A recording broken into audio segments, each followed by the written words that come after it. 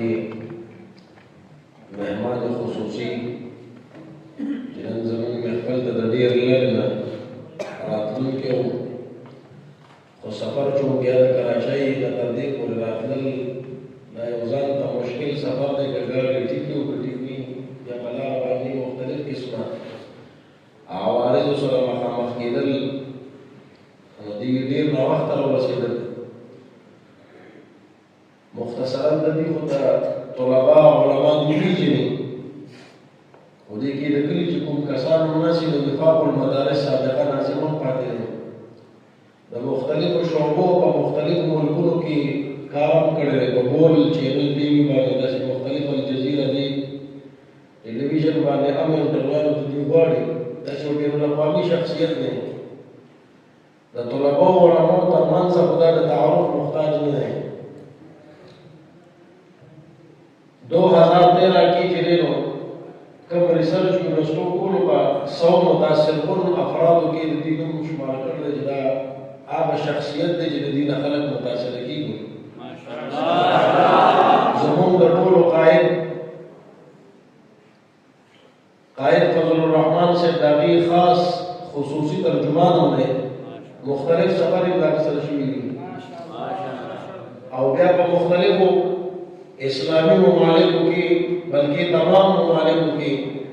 څومره اسلامي ممالک دي بین الممالک الاسلامي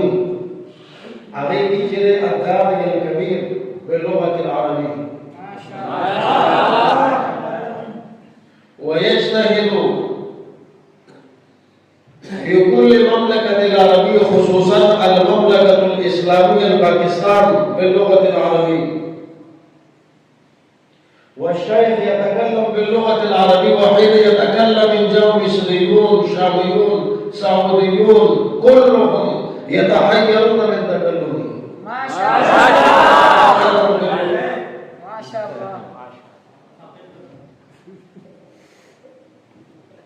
د ټول اسلامي ممالکو کې پښتو کې دویم د دې داعي دی چې دا ټول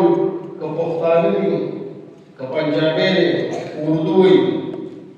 خپل اهل علاقه چې دی کوم زبان وي موږ مسلمانان او په تمام دنیا کې آل ورلډ کې ټوله پوره دنیا کې اسلامي ممالکو کې د دې لوی داعي او لوی کوشش کوونکی او لوی مجتهد دی چې دا ټول د عربي زده کړي او دا مسلمانان د عربي وایي. دا د دې ځان ته یو خصوصیت دی او تاسو دا موږ خو عربو سره محبت ساتو که نه؟ قلنا ان شاء الله نحب العرب ونحب العرب لحديث رسول الله صلى الله عليه وسلم احب العرب لثلاث: انا عربي والقران عربي ولسان اهل الجنه عربي. نو بلا تاخير چونکه دې خو سفران والی دې خو دلته کې خپل والی خو دې د کراچۍ نه مسافر نو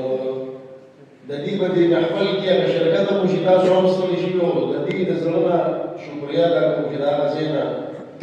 یو ډېر معمولي وو چې دعوت داسې یو خاص دعوت مو چې دې موږ ډېر زیات کوششونه کړي وو فریاد مو ته ورته خامخا راشه خو دا د دې مینه وه دا کومه مینه چې راکړو دا هغسې نه بیا خپل ګاډۍ راوستل کراچۍ ته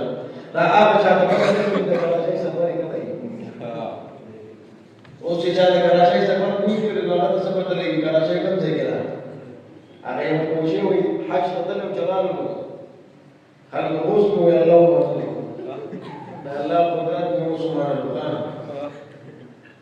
نو خلکو پته چې د کده بس هسې هغه معجزه یې ویلي هلته کې دې خبر شسیږي ویلي چې حرم کې څه ولیده د څه نه داسې متاثره شوی چې دی وایي د الله مې وبخښي د الله مې اوس ومنلو خلکو ورته یې ولې وایي تر سعودي پورې د اسمان کې یو پیغام و یو پرزیدنټ پکې دا خو چې څوک لاړ شي هغه د دا ټول د څومره ټکي د څومره سوري په او بیا چې ریلګاډي کې په داسې یو ځای په ټول پنجاب کې نه ورځي او بیا دې واچا د دوه ورځې بس کراچۍ کې ورسم نو هغه سمې د هغې د سفر پته لګي په هر حال کې ډېر ستړي دي او د زړه د خو مې نه د دې شکریا کوم چې زموږ په دغه دعوت باندې دلته کې اضافي تشریف راوړو د دومره غټ مصروفیاتو باوجود او ستاسو د الله قدر وکړي چې د دومره مېلمنو د وروسته جومات کې چې موږ ناست وو ستاسو ته هم الله ډېر قدر وکړي او دې څو خبرې کوي انشاءالله تاسو هغه په غور باندې واورئ